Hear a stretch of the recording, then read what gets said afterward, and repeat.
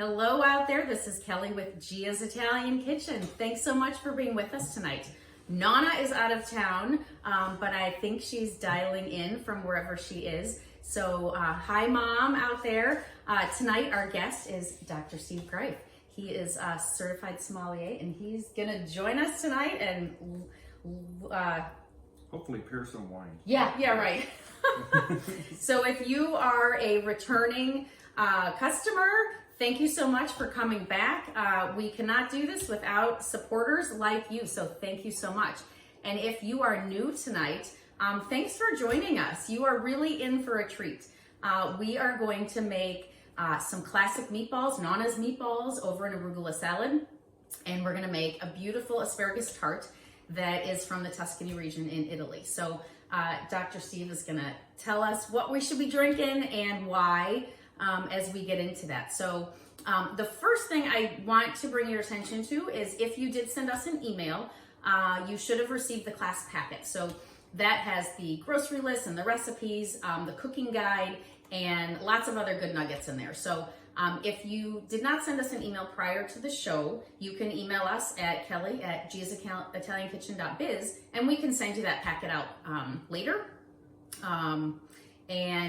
We also have a friend here on our chat. So during the event, if you have questions or you need us to clarify something or you want me to repeat something, throw it in the chat and she will shout that out so that we can get your questions answered or back something up. So throw stuff in the chat at any time and we will address those. So in the packet, hopefully you read through the packet, the pastry sheet needs to come out of your freezer. If you have not done that, do that right now because we need that to come up to room temperature so that it puffs up with that asparagus tart the way that we want to once we get baking. So do that real quick. If you haven't, take it out of the oven, just stick it on your countertop. And we're gonna start with the asparagus tarts and we'll kind of go back and forth and back and forth. So the next quick thing, turn your oven on 400 degrees and we're gonna get that preheating. And then we're gonna start jumping in. So grab the asparagus and then I'm gonna turn it over to Dr. Steve. So I'm gonna chop some asparagus while we're chatting. Okay. And since the tart isn't done yet, we're gonna kind of do two tastings. We're gonna do a little tasting now while we're cooking, and then we're gonna do another tasting when the food comes out. So what we have is some ingredients that you have in the recipe that we're gonna taste now. So grab a little crumble of your goat cheese and you can eat it plain or grab a cracker, and Dr. Steve is gonna tell us why we paired the asparagus tart with the goat cheese with the wine, and Okay. off you go. All right, so we are tasting a Vermentino. The thing about Italy and white grapes, I mean, obviously people have heard a lot about Italian red wines. You don't hear a lot about Italian white wines. There are some excellent Italian white wines, but they're just harder to find. And so what we picked for today is a wine called Vermentino, which I think is like the 6th most planted grape in Italy. It's the most planted white grape in the Bulgaria region, which is adjacent to Tuscany, or actually part of Tuscany, but Bulgaria is where you would find like the super Tuscans, the red wines made.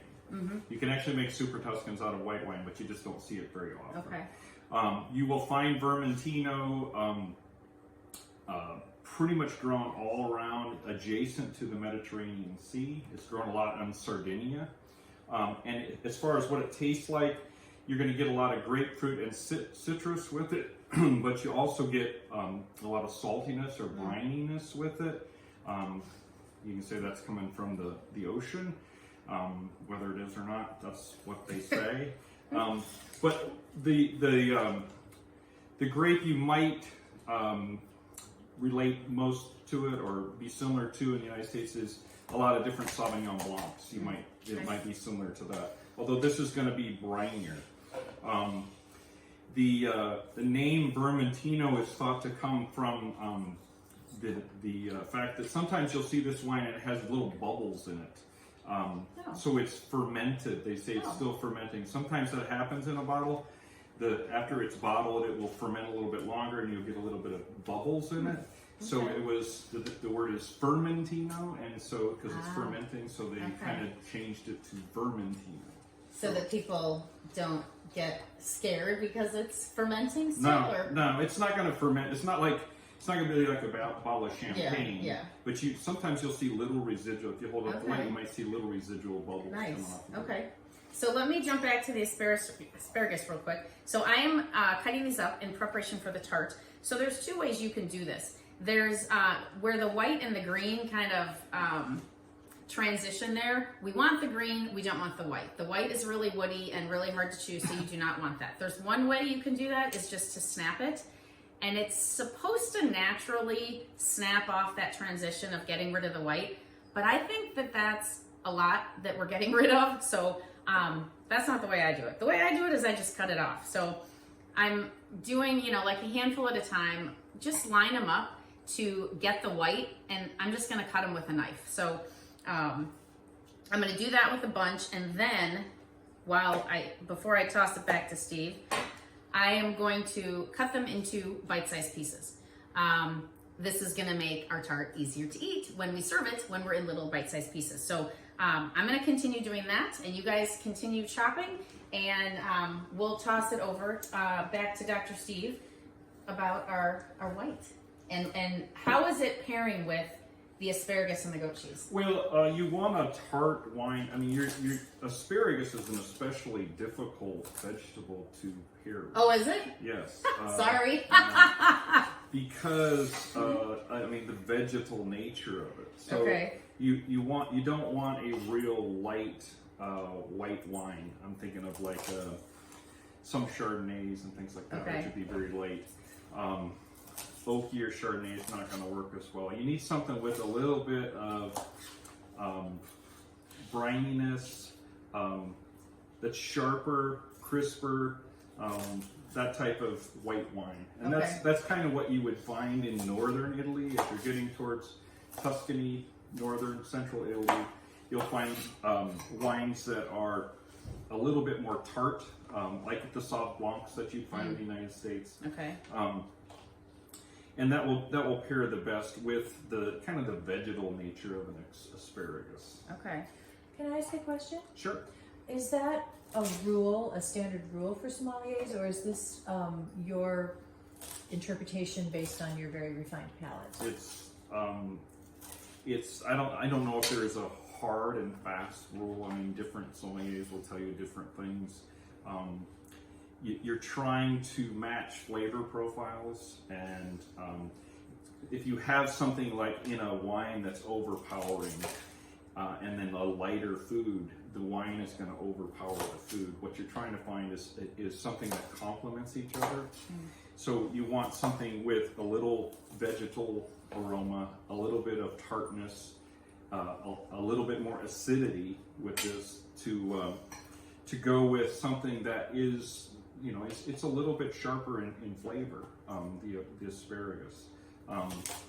And what you're trying not to do is have like the sharpness or the flavor of an asparagus overpower really the light white wine.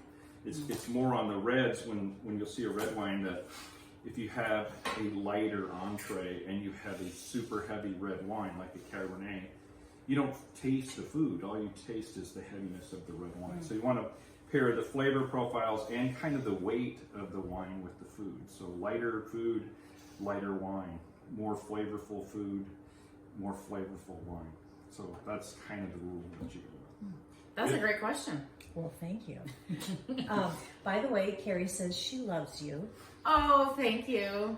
And Right back Carlotta at says she's Wait, how do you looking do forward. it?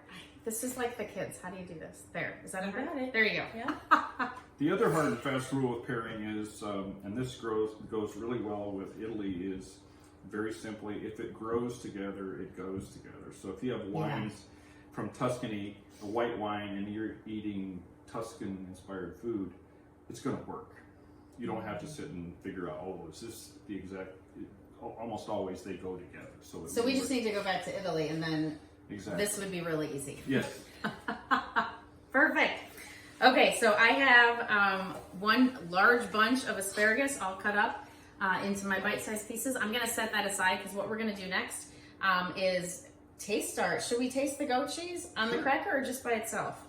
And then let's do it on the cracker. Do it on a cracker? Okay, so you've got your plate. So we've got some little biscuits, and you should have some of your goat cheese crumbles. So maybe just take one of those. And we're gonna try it.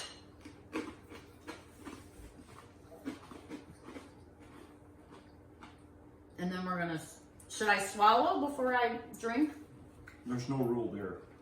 You can swallow it with, you can Okay. swallow Because I still have some of the goat cheese in my mouth. it. Well, while you're drinking, I'll share that Kim says several cooks and winos in Ottumwa are enjoying this class. Oh, cheers, Kim. Thank you so much for the post. I think that's my sister. Could be. Keep it coming. Okay. This is good. We're gonna take another sip. This is the other thing This is about really good. Italian white wines is they're great like everyday sippers, like hot day, nice chill wine. You're just sitting around, you don't have any food, you just want to drink a wine. They're really good for that as well. Excellent. So when you have an empty stomach because our food isn't ready, we're okay. Yeah, absolutely. Awesome. Okay, so let's jump to preparing a little bit of the meatballs, and then we're going to kind of go back and forth so that we can all try to get this finishing at the same time, and generally in around an hour. So grab starting all your meats. So we have ground beef, we have ground veal, and we have ground Italian sausage. If you couldn't find veal or you didn't want to purchase the veal, you could leave it out, or you could add extra ground beef if you don't want the veal. But I did have a question earlier this morning. Someone's grocery store, not here, said, hey, just use ground lamb. Don't do that. This is not, lamb and beef are very, very different. I love lamb, but it is not the same flavor at all. And it would completely change the meatball from Italian to, something Middle Eastern, which would be delicious, but it won't be an Italian meatball. So do not put lamb in my recipe, but you can put it in your own recipe. So we're gonna grab our meats, and I'm gonna grab a large mixing bowl, and you want it to be big enough where all of our meatball ingredients are going to end up. So for starters, we're just gonna put the meat in here and then shift over to the other ingredients. So here is my pound of ground beef. And all of this is raw, none of this is pre-cooked. Let me just jump in front of you there. And then we've got, I forgot to take this out of the bag. Sorry, loud noise.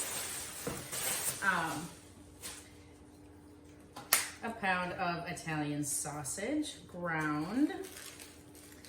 And you should be able to get this at, your local grocers.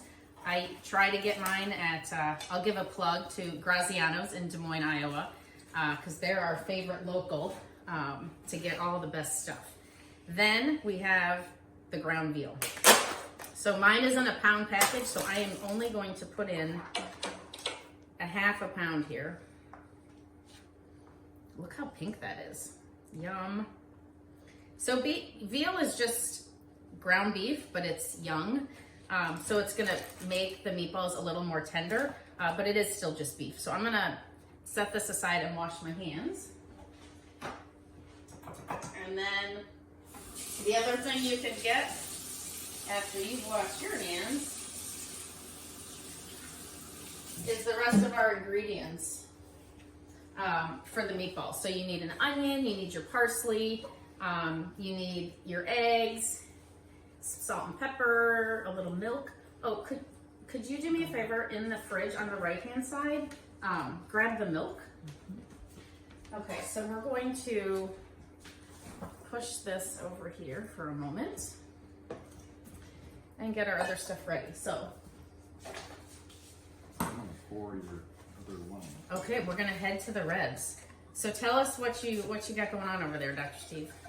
Okay, so the red we have first, there's multiple reds, and we can talk about the different ones that would go easily with your meatball. In fact, we talked about this before we came on, that really almost any Italian red wine would go well with this style of meatball. From what I can see, maybe a darker Italian red wine, and we have a couple different examples here. We have a Super Tuscan, which is the one I'm pouring. We have a Rosso De Monticino, and then also a Brunello De Monticino. I guess that's over there. Oh, the Brunello's over there. The Brunello is the one that we brought back from the Tamburini Vineyard in Tuscany when we were there a few months ago, and it was amazing. But they don't distribute to the States, so I put these in the event. But then Steve provided those other options, and then hopefully you were either able to find some of the options that he offered, or the grapes, right? So I think I put in a Chianti grape, or the Vermentino. Most of your wine shops should have that in some. Right. Now these will be easier to find, the red wines. I mean, any wine shop is going to have. This is Brunello. Rosso De Monticino, they may not have, and I'll explain the difference with that. Super Tuscan, which is the one I'm pouring, and we'll talk about that one first, and then I have a couple other ones. But then Chianti as well, Chianti Classico, those all would work well with this. Okay. So let me pour you a little bit. Sure, thank you. So while you're doing that, what I'm doing is I'm chopping up our fresh parsley. So you should have, it'll amount to a couple heaping tablespoons, preferably fresh. You could use dried, but the fresh really gives the meatballs a nice pop. And then we're gonna cut up an onion. So I am gonna dice the parsley really, really fine, and I'm gonna mince the onion really, really fine, and get those into a smaller bowl where we're gonna mix the other ingredients and then add it to the meat. So I'll do that, and then I'm gonna toss it back over to you. Okay. Kelly, do you strip your parsley, or do you just chop it stem and all? Okay, Mom, so we have a question about cutting parsley. So the question, so we have a pit crew here because I can't do any of this on my own, right? So thank you to everyone who is here helping tonight as my pit crew. So, but that's a funny thing because we've talked about that in several other episodes. So my mom, I said I cut the whole thing up. Oh no, I didn't hear. So the way that Nana does her parsley, she's a lot more patient than I am. So she will stand here, actually she uses the scissors, and she will cut each leaf. Right, Mom? I know you're out there. Each leaf off, and then we'll dice them. And I'm like, you know what? I'm okay if there's a couple stems because it's part of the same plant. So I kind of do this a little bit to get not a bunch of stems, but there's a couple stems in mine, and I'm just gonna chop them up really fine, and it'll be fine. And it'll taste wonderful. But that's the quandary on the parsley. So anyway. Well, my friend Jane says that Cedar Rapids is #1. I think that was a reference back to your plug for Graziano's. Oh, okay. Well, was it Jane? Yes. Okay, Jane, would you put in the chat where you go for your supplies? Because so in your class packets, also in the way back, I put some of my favorite places on where to buy good Italian ingredients, and I don't really get a whole lot from Cedar Rapids. So if you have somewhere, I did put I think one of the Hy-Vees has, a lot of them do now actually have really good gourmet cheese sections, but like the meat, the olives, the pecorino romano, which I will show you in a little bit, like it's Graziano's for me, or one of the ones on the list. So yeah, put in the chat for me on where you go. Okay. Back to me? Okay. So let's talk about different red wines, Italian red wines. We don't have one here, but a Chianti or a Chianti Classico, and if you don't know the difference, Chianti is a region, Chianti Classico is a region. There is some overlap of different regions. There are technically 8 different Chianti regions. Chianti Classico has 7 sub-regions, and I'm not going to go through all of them. It's they're basically a little bit higher quality Chianti Classico, and that's basically how you should remember it. Wait, say that again? Sorry. What's that? The Chianti How would you remember Classico it? is a little bit higher quality. Oh, usually, okay. because that's Classico means if you see something in Italy that says Classico, that means the traditional best region of the grape or of the region. So Chianti Classico is the major region that was defined in like the 1300s. You'll see like Amarone Classico, that means the classic region of Amarone in the Veneto region. The Italians use all kinds of different terminology that is not the same. We can talk about that. Not the same as what we would define it in the United States. And I'll talk about that in a bit. But the main grape of Chianti or Chianti Classico is Sangiovese. And Sangiovese is a very old grape. It was first described in the literature in 1600. And it's thought to be named... the monks named the grape Sanguine Jovis, which means the blood of Jupiter, and so they kind of changed. That's what the monks named it. Sanguis Jovis. That's what it is. So there are different synonyms of the same grape. So when you start talking, Chianti is Sangiovese. Brunello is Sangiovese Grosso, which is just a specific clone of Sangiovese. Rosso de Monticino and Brunello, we're going to talk about that real quick, are basically the same thing. This is just aged longer. We'll talk about that. The difference with Chianti is in the Chianti Classico region, it's 80% has to be Sangiovese, and then you can mix other grapes with it. You could add Cabernet to it if you wanted to. Traditionally, the weird thing is, traditionally, they used to add white wine to Chianti.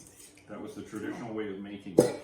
That's now been banned. You cannot add white wine to it anymore. But they can add basically any other grape as long as it's approved by that group. So. And you'll see Chianti Classico, you always see the black rooster, that's the logo of Chianti Classico. The next one we have Brunello. Brunello is Brunello De Monticino, which means the grape is Brunello De Monticino, means from Montalcino, the region, which is a small area within Tuscany, south of Siena, south of Florence. And this is 100%, always 100% Sangiovese Grosso. You cannot add any other grape. If you do add anything else to it, it has to be labeled as basic table wine. Now the interesting thing about this is the aging of this. Brunello has to be aged 2 years in wood, and then it has to age. You can't sell it for 5 years. You have to wait 5 years. January 1st, 5 years after it's been harvested. So then you'll see another grape or another wine called Brunello Riserva. And then when you hear Riserva in Italy, that doesn't mean that it's specially reserved grapes or anything like that. It means it's been aged longer. That's all it means. Okay. So and I need to jump in for a second.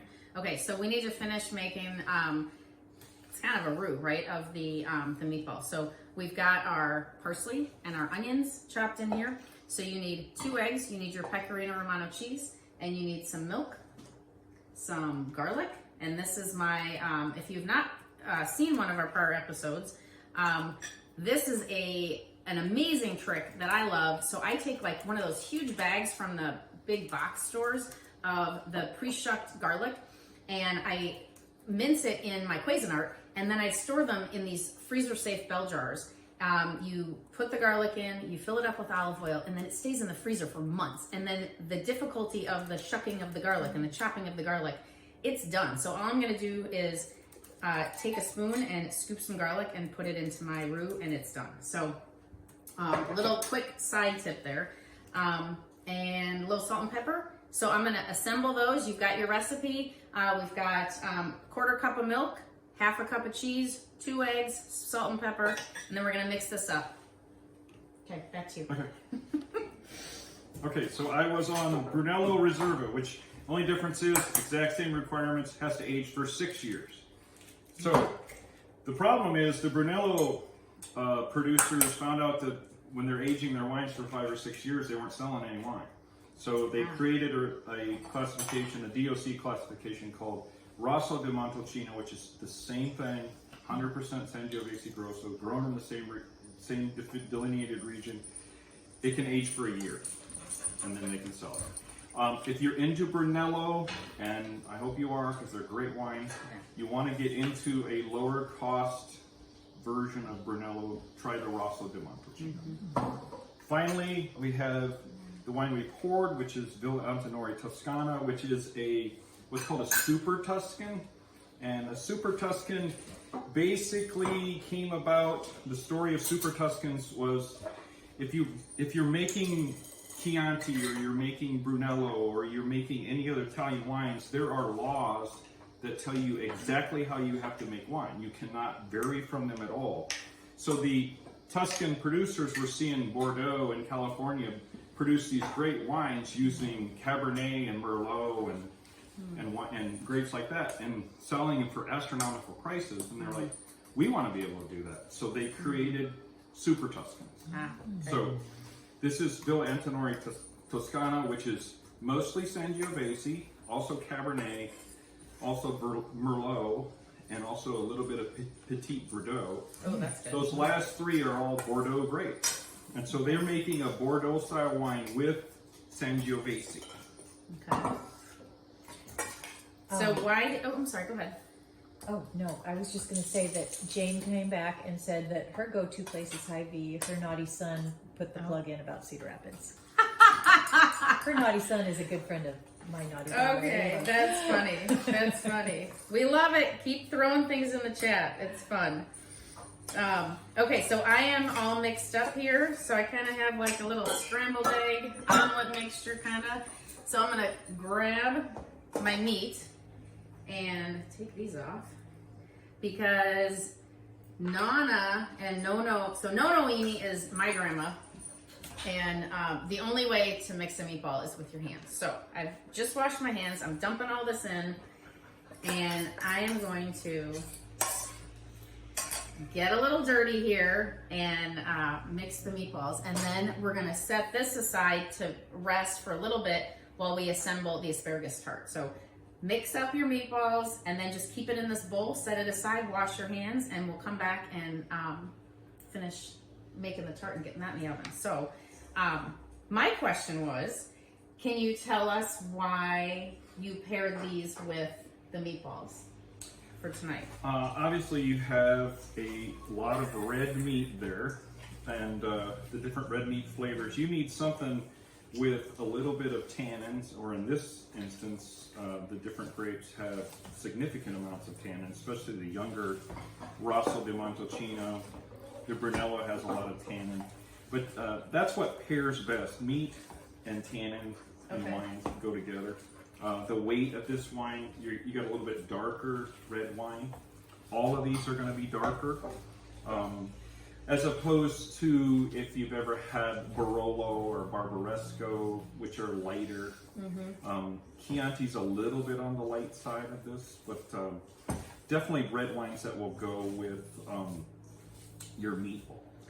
Now, again, like I said earlier, you really can't go wrong. If you paired a Barolo with this, you're fine. It's not like you created a major wine faux pas. So what is it about Barolos that, we tasted one, I don't know where we were, but I didn't love it. So what's in a Barolo that makes it so different than, because I love all of these and I don't love the Barolos. Okay, so Barolo is, it's called the king of Italian wines, and it's not. Of course. It's not. And I don't like it. It's not. It's not for everybody. Not everybody loves Barolo. The thing about Barolo is it's going to be the most tannic Italian wine you ever got. When you're in sommelier test, that's the red wine you want on a blind tasting, because you can tell by how tannic it is that and the color of it, that it's Barolo. So that's the reason most people don't like it, is because it's so tannic. So where do the tannins come from? That's natural, right? It's a lot of it comes from the grape skins, the seeds that are in the grapes. If you have any of the stems that get included when they're processing the bunches. Okay. Some of it comes from the wood that they age the wine in. Okay. But a lot of Barolo's and Chiantis and frankly a lot of Italian red wines, apart from the Super Tuscans, do not use new oak barrels. They use old. You'll see the gigantic. You saw the gigantic oak Botti. That'll the whole like 1,000 gallons. Yeah. That's usually what they're aging their wines in, is old oak vessels. Okay. Okay. I have a couple more. Oh, no, I don't. Go ahead. No, go ahead. I was just going to say, Holly would like to know if it's okay to use panko instead of breadcrumbs in your meatball. Actually, great question. I am also going to be using panko. There are my breadcrumbs back there for the meatballs. So you can use like seasoned meatballs if you want, but it's not really necessary because there's so much else going on. So definitely, yes, the panko is totally fine. So we'll set those out because we'll add those when we get back to making the meatballs. Well, Carlotta also would like to say that to endorse your endorsement of Graziano's, that her husband is Italian. When they moved here from San Francisco area, they had no luck finding what he wanted until they went to Des Moines. Wow. I tell you, if you haven't been to Graziano's, it's the bomb. They've got the real stuff. My bucket of cheese. So this is, I just have a little bit of this in my fridge, but I buy a 5-pound bucket of grated Pecorino Romano, not shredded, grated, because it is just the best. The other thing about the Pecorino Romano is it's from a goat, so it's like the goat cheese. It's a little saltier than a Parmesan, but it's also a little easier on your digestion. So if you care about that, but I just grew up on the Pecorino Romano, so this is one of my favorite things from Graziano's. Their cheese and of course their sausage, but yeah, it's just wonderful. So okay, so let's jump back to the tart for a second so we can get that in the oven. So you want to take your pastry sheet, and I put some parchment paper down on my cookie sheet just to help it so it doesn't stick and make cleanup a little easier. So we're just using one of the sheets. Your pack should have come in a pack of 2. Hopefully you purchased the puff pastry. I had a couple people messaging me this morning if we could use phyllo dough or phyllo, I don't know, phyllo dough. You can, but then you're going to end up making a baklava, which we're not doing. So, and this is way easier than making that. So a much different process. If you bought the phyllo dough, you're going to have to do like the butter and the layers and all that. So hopefully you bought the pastry sheet. Okay, so we're going to get the asparagus back in here, and you need your cheeses, your goat cheese, you need more Pecorino Romano, 1 egg, your oregano, so great, and let's see, some garlic. So grab the powdered garlic powder. So grab your list, and let's get those, and we're going to start assembling. Okay. I'm just going to bring all this over to here, so we've got it all right here. Okay, so what I normally do is, you could do this just as one sheet and kind of squish this together, but I have found that I love asparagus, so I really load this up with a lot of asparagus, but then it weighs it down, and then the middle of the pastry, it's not all the way cooked. So I divide this, and it naturally divides into 3. You can divide it into the 3, or you can cut it, or maybe I'll do 6, because we've got a lot of people here tonight. We have a big pit crew. It's just going to help this to cook more evenly and to actually have the pastry sheet cook all the way through. And then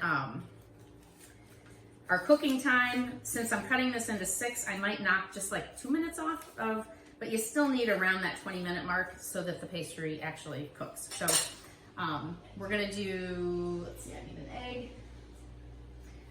We need 1 egg. Where'd my 1 egg go? Oh, there it is. and a little salt and pepper. So we're kind of going to make another little scrambled egg here. Oh, I got a shell. Hang on. You know, I never get shells when I'm making this at home for breakfast. Of course, it happens now. Okay, and then a little salt and pepper into that egg.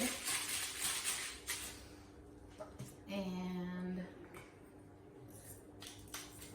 first we're going to do the goat cheese crumbles. So grab those. And we are going to, and if you didn't find goat cheese crumbles, just take your, the goat cheese log, and you're just gonna cut them into basically crumbles. You can try to spread it, but you don't wanna rip the pastry sheet, so you probably don't wanna spread it with a knife, but you could, just kind of, it comes apart pretty easily, right? Say it, you can use your finger. You can use your finger.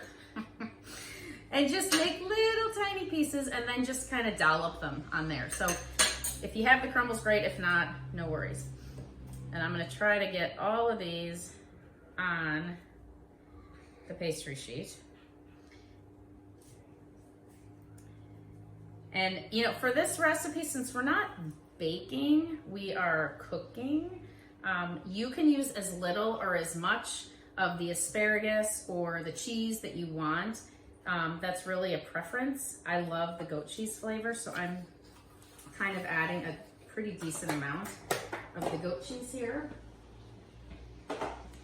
So hopefully you guys can see that. And then I'm gonna whisk my egg. And we're gonna put the egg. So it's just one egg, right? So it's not a lot. So this is really just to bind the cheese to the pastry and give us a little bit of,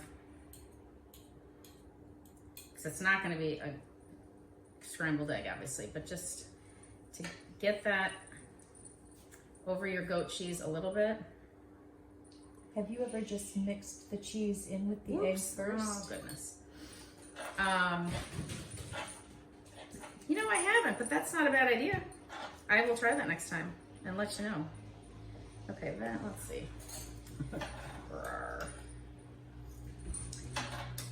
That egg doesn't want to come off. Okay, well we're gonna have a little egg here on the. That's okay. Could you also brush the egg on before you put the cheese on? Oh, with a brush? Uh-huh. Yeah, you can do that too. Usually it kind of, I like that idea of mixing the cheese in with the egg beforehand, because really what the egg is kind of doing is holding the cheese kind of onto the pastry sheet. Okay. So I totally like the mixing of the cheese beforehand, but putting it on before the cheese at all might help a little bit, because it might stick to that. But I think I'm going to try the blending next time. Chris is asking, one side of her pastry has what looks like a little flour compared to the other side. Does it matter which is down on the pan? It does not matter. It does not matter at all. Okay, so I think next is the herbs. So grab your garlic powder, and we're going to use like a tablespoon or so, a little garlic powder on there.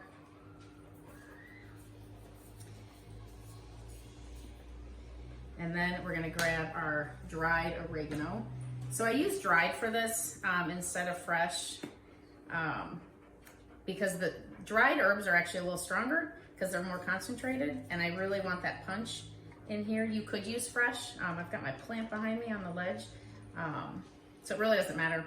I've just always used the dried. Okay, then we're gonna get the asparagus on. So we're just using our hands, and we're gonna try to, I am gonna try to cram as much asparagus onto here as I can. Onto each one of these. And I'm pushing them down just a little, but you wanna be gentle with that, because you don't wanna squish the pastry sheets, but you wanna get it so you're kind of keeping them all on the pastry sheet. Okay. Oh, this is going to be delicious. And this, they aren't going to, they'll cook down a little bit, but asparagus doesn't really shrink too much when you cook it. So this is about, however you mound this on is about what it's going to come out at. So Steve, to eat this asparagus tart and the meatballs together, do we need to be seated with 2 separate glasses of wine? Preferably. Yeah. I mean, normally you would want to keep your wines in separate glasses, but in the real world, sometimes that's not practical. So if you have to use the same glass, it's best to try and shake as much out of it as you can. Or some people will rinse their glass out. The key thing to do there is never rinse your glass out with water. Always rinse it out with a little bit of wine. You don't want to put water in your glass. Just rinse with more wine. Yeah. What wine would you rinse it with, though, if you're trying to transfer from one to the next? I don't know. 'Cause I never would do that. Oh, okay. I just pour it in. Okay. You shake it out. You shake out the white enough. So why not the water? It just dilutes everything. What Because- if you dried it? You could. Well, Oh. then you might as well just have another glass. Oh, okay. Okay. Most people want to get to the wine. Right. They don't want to be waiting. Okay, so I did a little drizzle of olive oil, and then I'm going to add just a little more salt and pepper to each of these. And then we're going to put a few pine nuts on to add a little nuttiness. That's optional if you're allergic to nuts and you don't want to do the pine nuts. Where are my pine nuts? There. That's totally fine. You don't have to. I love pine nuts, so this is it just is adds a yummy flavor onto the top of these. And we're putting them on top because we didn't pre-toast them, so they will toast a little bit in the oven versus putting them on the underside of the asparagus. And then these are going in the oven. You can smell that from here. Yum. Yummy, yummy. All right, so I'm gonna get this in the oven, and then we're gonna put our timer on at 20 minutes. So I'm gonna put my timer on at 18 minutes, just because I'm knocking a couple off of there because I cut my pastries into 6. Okay, so back to the meatballs. We need our breadcrumbs, and you need, can I give that to somebody? Thank you. Let's get actually before we make these, let's get the stove on. So you want, like a half a cup-ish. Get on your saucepan, covered with olive oil, and then turn it kind of on medium. And let that warm up while we make our meatballs. So we're not like frying them, so you don't want a lot of olive oil. You just want enough that your bottom is covered. Okay, then we've got a little bit of water in a bowl and a little bit of flour in another bowl.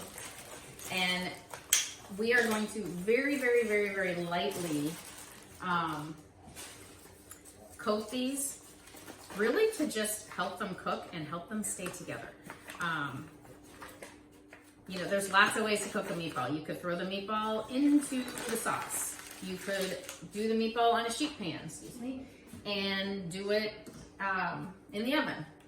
This is just one way that we've done it, and it works really well. So I'm gonna add,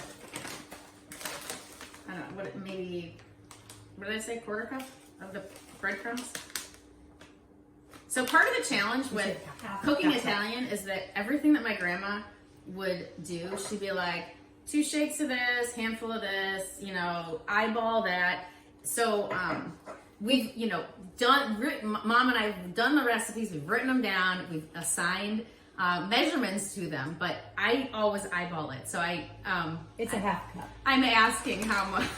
It's a half cup. How many breadcrumbs do we need? Let's she's made it so many times. I know, I just make it. I'm like, I know what it looks like. I know what it feels like. But that's the wrong answer when you're telling someone how to make something, right? But it feels like this. Okay, so we're going to incorporate the breadcrumbs in. Then we're going to make balls, and we're going to get them in the saucepan.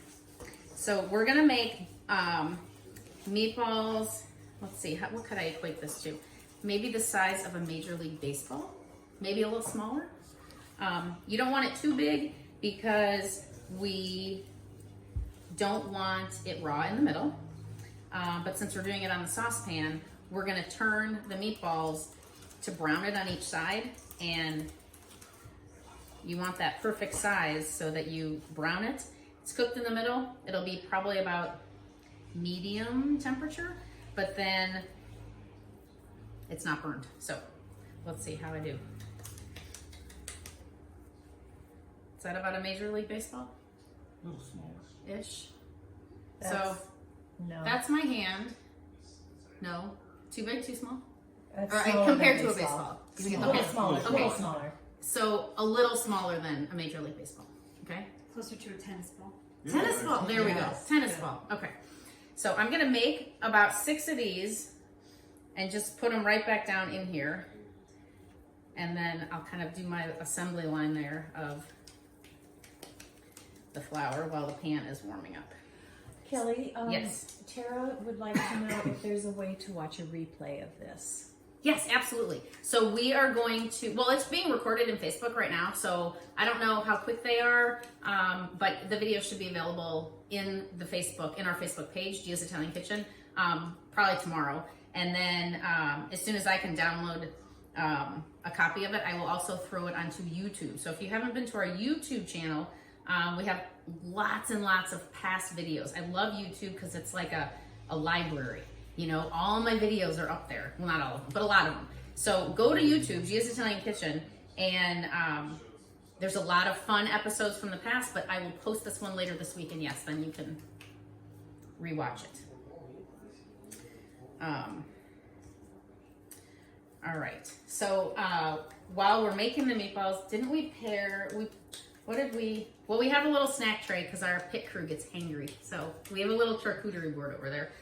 What did we say we're gonna taste We have with the red?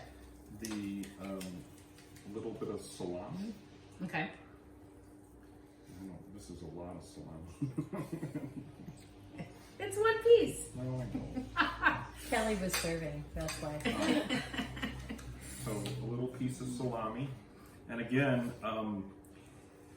you're not going to go wrong with Italian wines and salami. I mean, Okay. Just pick a red and just and pick a you're on red, it? Okay. whichever one you like, and try it. The general rule in Italian red wines is the farther south you go in Italy, the darker the wines get. So as you start up in the northeast or the northwest region of Italy in the Piedmont, you have Barolo and Barbaresco, which are pretty light. As you come farther south, you'll hit Chianti, the Brunello, and then I have a couple others here that as you get way in the south, this is Aglianico, which is from Basilicata, south of Rome. Oh, okay. So this is a very, very dark wine, dark red wine. Ooh. Oh, you opened it. I did open it. Excellent. Yes. So we're gonna try it. So let me interrupt for 1 second. So what I did is I took like just a dropping of water to moisten the outside, and then dropped it into my flour, and you can barely see it, right? I just want a really, really light coat because I don't want a breading. I just kind of want a binder. So you want to kind of play tennis with your meatball and get all the excess flour off because we don't want that. And then I'm gonna just put them over here and do the rest of these. And, okay, sorry, go ahead. Oh, you're good. Okay, so why does this work with salami? I mean, you have a meat, it's a cured meat, spicy, a lot of them are peppery. That's what you're gonna find in a lot of these wines, especially like this Super Tuscan, the Brunello, for most Chiantis are going to be very floral, very peppery, a lot of different vegetal aromas, but you also get a lot of, and as you go farther south, you get darker cherry, but you'll get both red and black cherry with this plum. And so you're getting a lot of different flavors that you have to be able to match to the sharpness and the different strong flavors of salami. And the same thing is with your meatballs. You're going to have the same type of thing. I mean, the aromas of what you're putting on there or putting in those is going to match really well with the different floral aromas of these wines. Okay. One of the things you'll find about Italian red wines is, as you'll get as a descriptor, is people will call them herbal.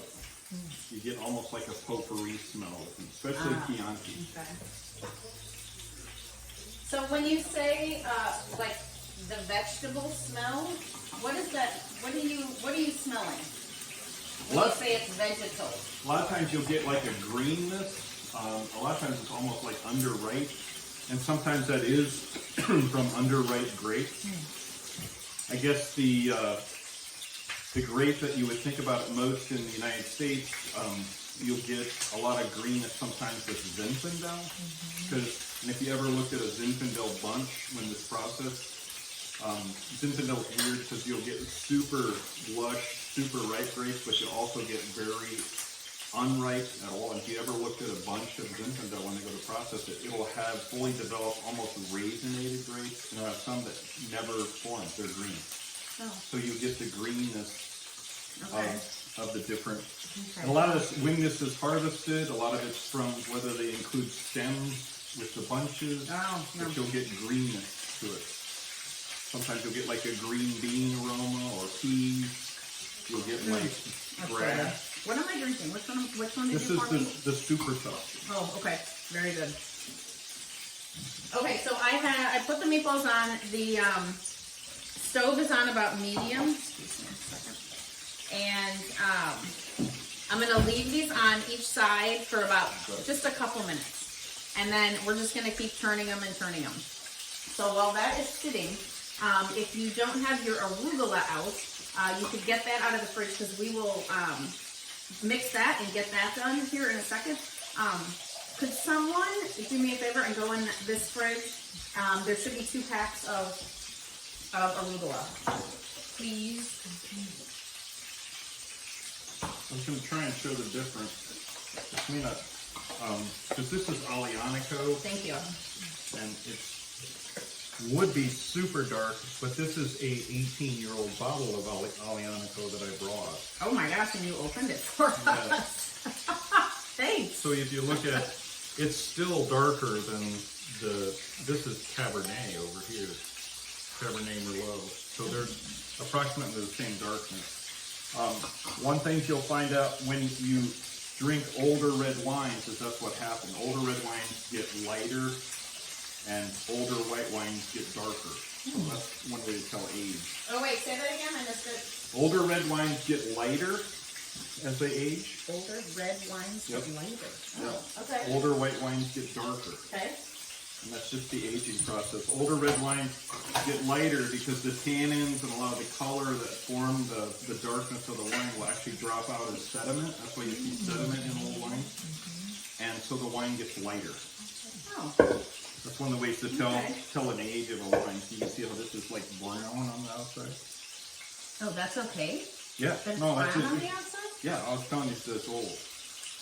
I thought that meant it was bad. Yeah. Right? It's like if it's brown, that doesn't necessarily mean it's bad. Okay. Kelly, can I ask a quick question about the meatballs? Yeah. What level of temperature are you cooking that on? Yeah, so about medium.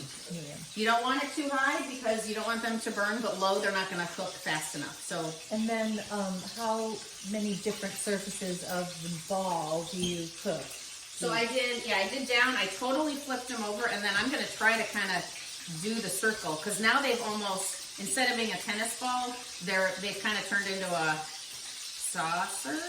Hamburger. Or whatever, a hamburger, yeah. So, did the flip, but they're still kind of ball shaped, and then you want to do the perimeter. So I'm going to kind of do this every couple minutes, because we want, mainly because we want to make sure the inside is cooked. Okay, so I'm gonna give that one more minute. And you can hear ours cooking, right? So hopefully your kitchen is starting to smell amazing and you're hearing those sounds.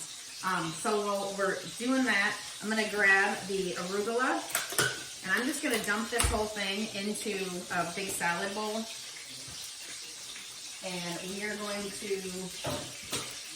we'll toss this in a minute because this is maybe not what you would normally think of to serve your meatballs on top of, but in Italy they do not do pasta. Like they don't have a big plate of pasta and a meatball on it. That's like American. So this is an arugula salad with olive oil and salt, and that's it. And that's kind of what they do in Tuscany.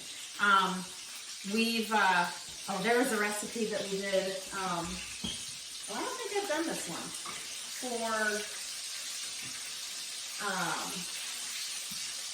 What was, there was a holiday in the early of the year. Okay, I don't know if you can see those, but they're kind of standing up. My hamburgers are kind of standing up, so hopefully you're able to get those on the sides. Too bad they can't smell them. I know, I've said that before, like we need smell-o-vision. Remember, it was Willy Wonka. We need the smell-o-vision, yeah. Oh, I thought that was Jethro Bodine. It was also on Willy Wonka, because I watched that movie 500 times. Remember the TV where the kid like shrinks? Yes. Mm-hmm. But one of the other scenes was the smell-o-vision. Mm-hmm. What was the one you said? From the Beverly Hillbillies, Jethro Bodine. Oh, funny. One of his inventions? I think he was, I think he used to do a commercial for some sort of bread. I don't know, that's where I thought it was. Funny. Okay. Whoever Max Baer, I think was the Okay. actor. I'm dating myself. Funny. People have it on. So I am going to just drizzle. So this is going to be, it'll probably come out to be a 1/4 cup of olive oil. I just want to,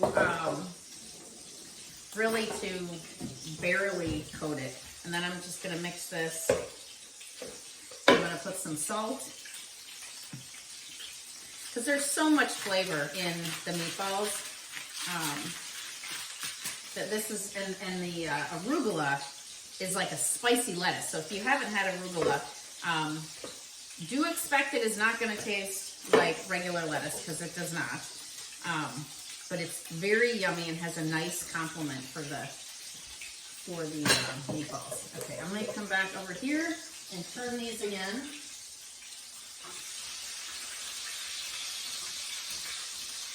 So mine are starting to get nice and lightly golden brown.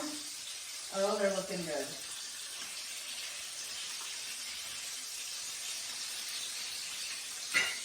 Okay, let's do this again. And then we can set this aside for when we're ready to plate food. I'm going to give this another toss. So it's just a big bowl of arugula. That's all that's in here. And it'll start to wilt a little bit as it sits here. That by itself would go great with this. Oh, okay. Like an arugula salad. Nice. I love arugula. I mean, you could put the goat cheese and the asparagus and the arugula, and like that could be your dinner there too. Okay, so I'm gonna just set this aside for a second. I have about 2 minutes left on my asparagus tart, so when my oven beeps, we're gonna check it and see how, basically, you know, the asparagus doesn't need to be cooked to any temperature. The egg for sure is gonna be cooked in 18-20 minutes. What we're looking for is that the puff pastry has risen and it looks puffy and delicious, so that you could, you know, take a fork and it'll crumble a little bit. So that's what we're looking for when we go and peek at the puff pastry. Anne says her stuff is smelling great. Oh, good. Awesome. Hey, so if you haven't put something in the chat, tell us where you're from. I think we had in Ottumwa, we've got some Cedar Rapids. I know there's folks from out of state. So put something in the chat. Let us know where you're dialing in from, because that's always fun to hear. Where's Tom Cole from? South Carolina. All right. Thumbs up. Awesome. Thanks for joining. Okay, let's give these another turn.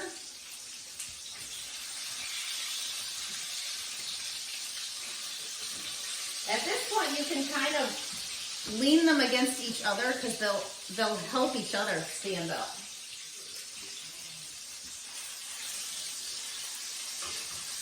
Will you ever readjust the shape with your tongs, like, you know, equivalent to when they smash the hamburgers or other sandwiches on the Absolutely grill? not. Do not smash your meatballs. All that does, yeah, it turns it into a smash burger or whatever that's called, which is going to dry the heck out of your meatball. Do not do that. Just let it take some alien form of a not tennis ball. It's fine. You do not want to squish it, for sure. Do not squish it. Oh, there's our bell. Okay, so let's go over. Steve, I'm going to come behind you with this because I want to show them what mine look like. Okay, we have someone in Myrtle Beach, Oh, nice. the Chicago suburbs, Portland, Oregon. Wow. Okay, guys, look at this. So you can see how they've risen to almost above the edge of my cookie sheet. These are perfect. So I'm going to call mine done. If you do not have this golden brown on the edge and a little poofiness to it, if you didn't cut yours into 6, go ahead and do a couple more minutes, 2-3 minutes at 400. But I'm going to call these good for mine. They smell amazing. So I'm just going to set them over there to cool. We got Milwaukee. Oh, nice. All right, we are coming together here. We are close to trying to eat. So can I mention, you mentioned something you shouldn't do, smashing your meatballs. And something that we talked about before we came on, that people should be careful that people ask, should you decant these wines? Oh, yeah.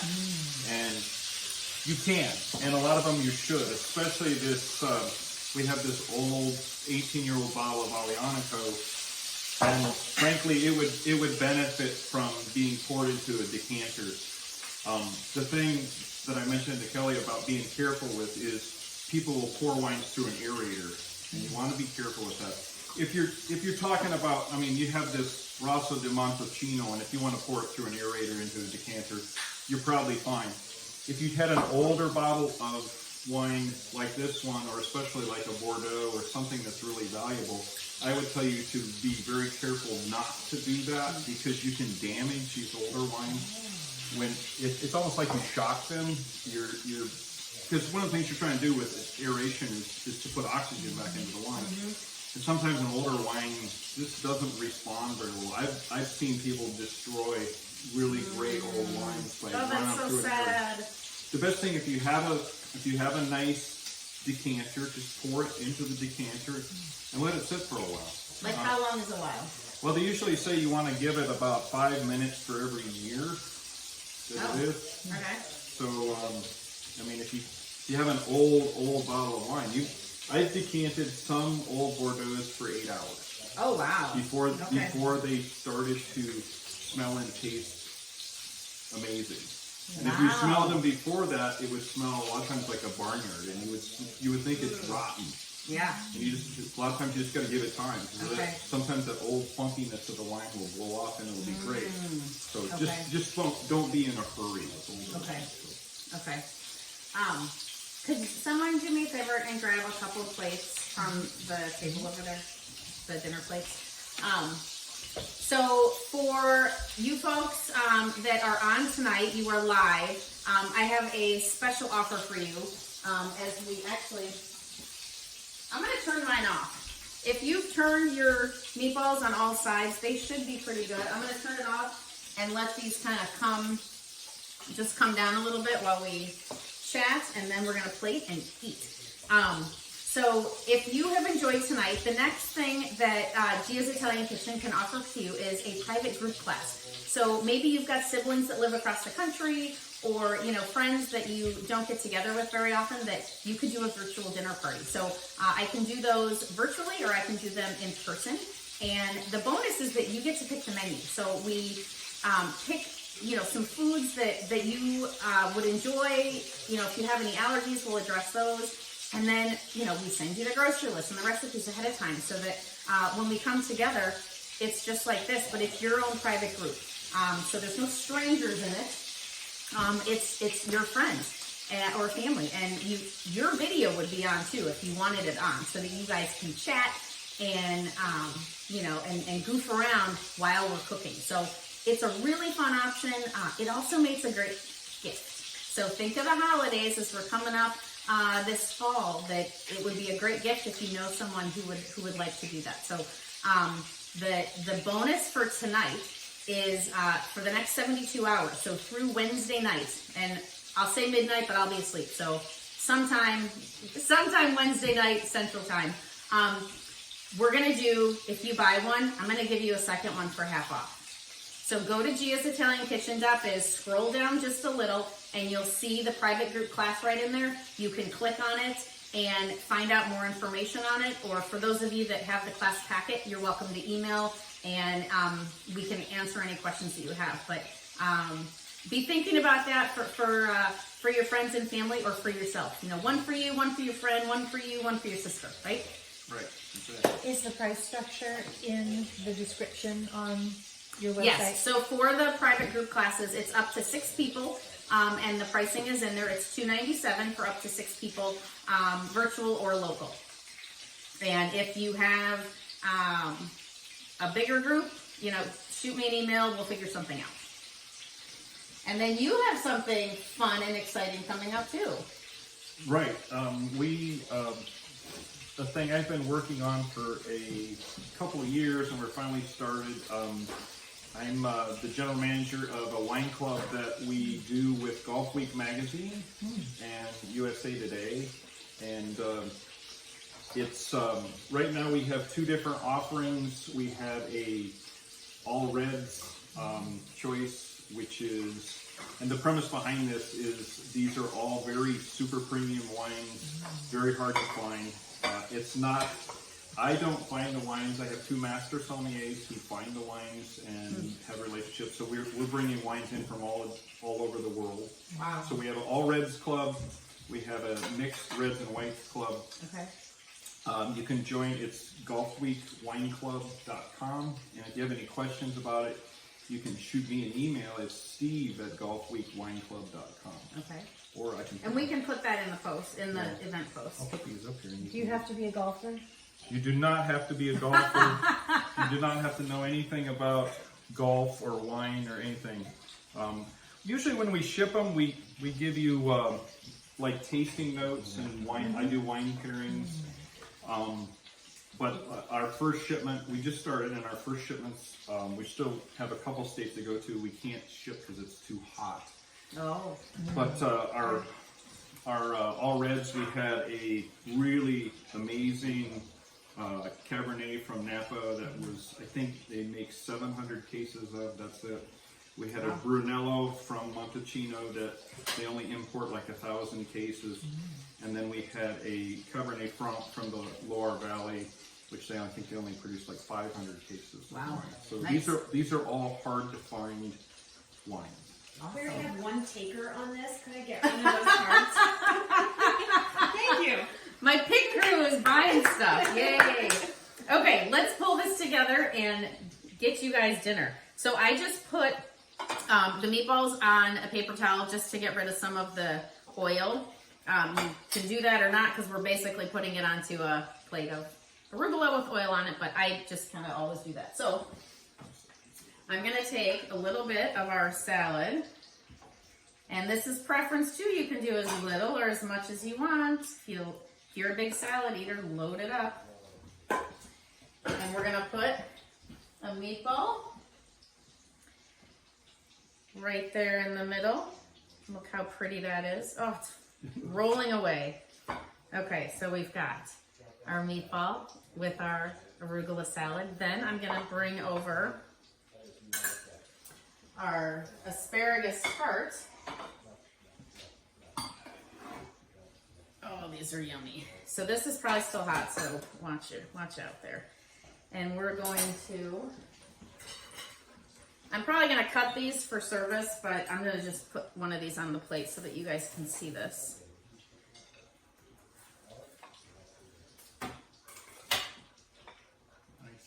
And that is our dinner for tonight. So hopefully you have enjoyed this. Yeah, cheers. Oh wait, I should grab the white because you're on the red side. I'm there. Hopefully you enjoyed this. Please check out our website, gsitaliankitchen.biz. And don't forget, you've got till Wednesday night if you want to take advantage of that offer of the buy one, get one half off. So one for you, one for someone else for a gift. So thank you so much for joining. Oh, do we have another question in the chat? Do you have a Twitter account? Okay, so no, I don't know how to tweet. I've tried really hard to do social media. I've got Instagram, I've got a YouTube, I even did a TikTok. You have a teenage daughter. Because my kids said, you gotta do TikTok. So I did a TikTok. I don't know what I'm doing on TikTok, but I have an account. Put Gia on it. But I have an Instagram and the YouTube. Like I said, we have so many videos in our YouTube library. So go to that. I'm on LinkedIn. Is that it? I don't know what else there is. But no, I'm sorry. I don't know how to tweet. It's not complicated. And you have a teenager. Okay, in well, the house. I'll have someone show me. But Not me. that's okay. Have your daughter do it. Okay. Thank you so much, Steve, for being here. This was amazing. Thank you for having me. This was Appreciate really fun. And check out, the golfweekwineclub.com. there you go. Let's get cooking. Thanks for joining. Thank you. Good night. Chin chin. Oh, ching ching. And salud. Salud. Out. Ended. Great job. Great job all the way around. I mean, great information and good detail. That was What'd you great. think? We're done? You're first. Here you go. Do you want me Okay. to stop your Oh yeah, could you click the red thing on the there you go.